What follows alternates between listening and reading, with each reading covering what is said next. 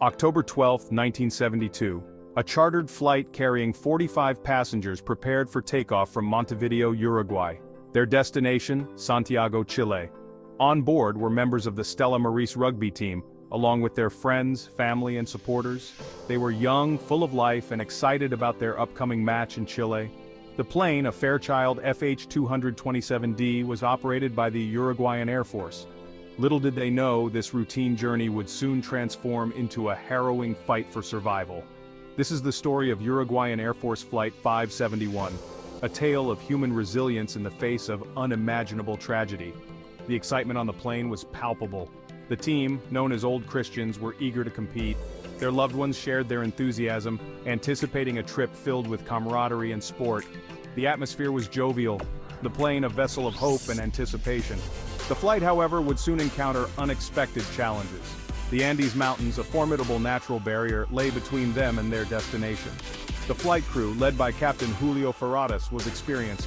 They were prepared for the challenges of flying through the treacherous mountain passes. They knew the risks, but they were confident in their abilities. The passengers, unaware of the impending danger, settled into their seats. They were ready for a short, uneventful flight. Their lives, however, were about to change forever. As the plane soared into the sky, hopes and dreams took flight with it. The passengers were oblivious to the deadly game of fate that was about to unfold. The Andean peaks, usually a breathtaking sight, would soon become a symbol of despair. The story of Flight 571 is a testament to the power of the human spirit. It reminds us that even in the darkest of times, hope can persevere. The flight progressed smoothly at first. The passengers enjoyed the scenic views, their laughter echoing through the cabin. As the plane ventured deeper into the Andean corridor, the weather began to deteriorate. Turbulence shook the aircraft, a stark warning of the dangers ahead. Captain Ferradas, a skilled pilot, navigated the challenging conditions with expertise.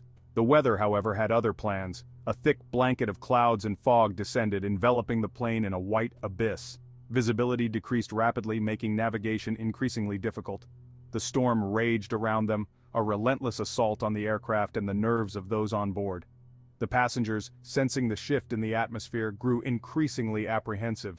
Lost in the heart of the storm, disoriented by the blinding whiteout, the pilots struggled to maintain control. They relied on their instruments, their hearts pounding with each passing second. The fate of Flight 571 hung precariously in the balance, suspended between the unforgiving mountains and the raging tempest. Then, without warning, disaster struck. The plane clipped the top of a ridge, sending shockwaves through the cabin. Screams pierced the air as the aircraft, now a mangled wreck, tumbled down the treacherous slopes. The impact was deafening, the force unimaginable. For those on board, the world as they knew it had come to a terrifying end. The crash site was a scene of utter devastation.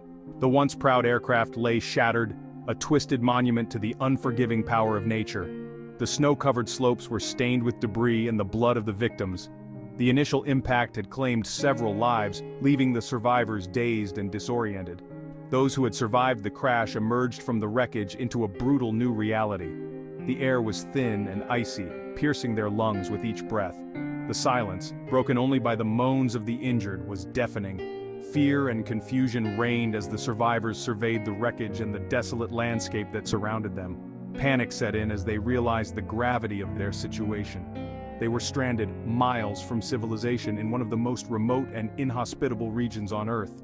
The Andes, once a distant spectacle, now loomed over them, a menacing reminder of their isolation. Their hopes of a swift rescue dwindled with each passing hour.